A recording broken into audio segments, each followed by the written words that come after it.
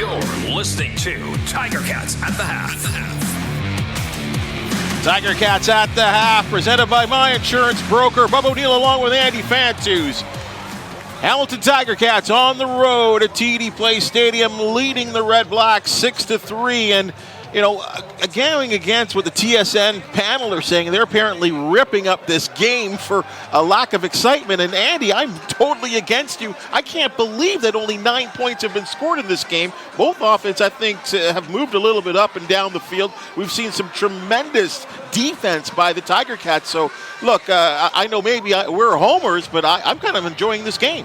I am too. It's definitely one of the more exciting 9-point games at the half. You're right about that defense playing well, and really what it's coming down to is those turnovers by that defense. That is the difference in this game, because Ottawa is moving the ball more effectively, but that big goal line stand, the interception, and the fumble recovery.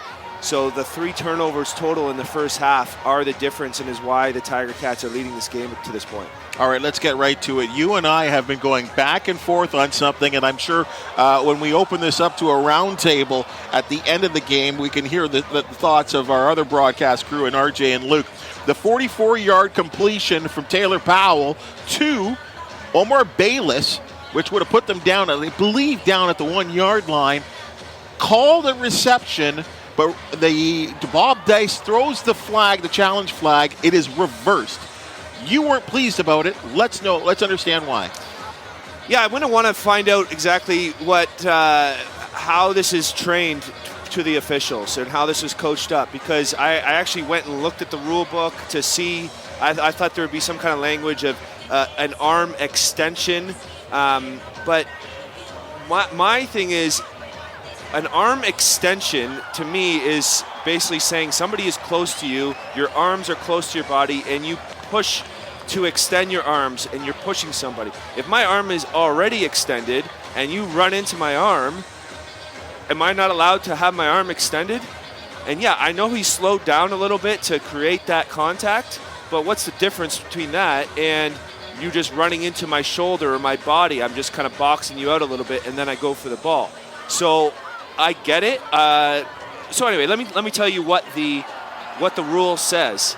It is pass interference by either team when a player physically contacts an opponent, creating separation, redirects, restricts, or impedes the opponent in a manner that is visually evident and materially affects the opponent's opportunity to play the ball. So that really doesn't make it too much clearer to me of what I'm debating here. But basically, I think it's a lot different if you're pushing someone away from you versus just trying to reserve your space. And the fact it was called a catch on the field, to have that much evidence to overturn it, I did not like that call. I think that's too ticky-tacky for a big play like that, where he had position. It was a great ball, a great throw and catch. I think that was just... I don't like that call, and I'd like to get some clarification on how that's coached to the officials. Well, and the crazy part about it, and RJ brought it up on the actual call, that it was Taylor Powell's biggest, longest completion of the season, and it's Bayless, this first time he touches the ball in a regular season game, and it was an impact play. And on top of that, it was Taylor Powell calling an audible. He changed the play, identified something, and then went up top. So a real unfortunate situation for that end result. My only thing was, unfortunately, and you just brought it up, is the fact that it was originally called a catch and then reversed. And the fact is, the visual contact, the visual ability to see on replay, see Bayless extend his hand, I think is a kind of a dead giveaway. And again, we'll get the exact. Well, yeah, he extend his hand is different than his arm. His hand was extended. Right. It was already extended. He's allowed to feel the DB, just like the DB feels a receiver. Right. You're allowed to look up and feel other players around you. So I don't know. I think there's a difference, and it should be a little clear on how this rule should be called and will be called consistently. With that said, we are seeing some outstanding play, I think, from the wide receiving crew, and I'll put McAllister and Butler in there as well, too, because they've caught some passes, too, at yards after the catch. That's been a big one for the Ticats today. There's been a number of second down conversions or near conversions where second and extra long, getting either the first down or to third and inches by that yards after catch. They've done a tremendous job. Keandre Smith, Tyreek McAllister. We saw Omar Bayless kind of respond after that catch was taken away and get another first down right after that. We've seen Tim White make a couple big catches.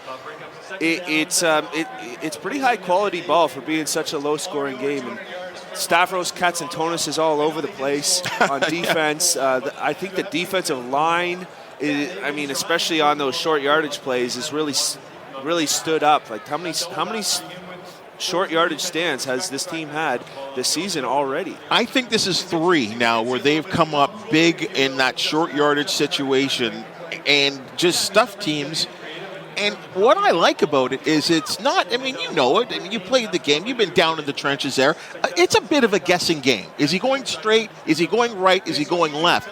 But they are getting a great surge right off the snap. And that's what I really like, is that these guys are showing us a bit of a domination on that defensive line over the offensive line. And that's a huge weapon, because all the other teams are watching this film, and they're going to have to second guess what they're going to do in those situations against this Tiger Cat defense, because when teams do get the first down, it's not by a lot. There's often times where they stop them or they barely get it. So it really makes the risk of that gamble, if you will, a 3rd and 1, a lot higher.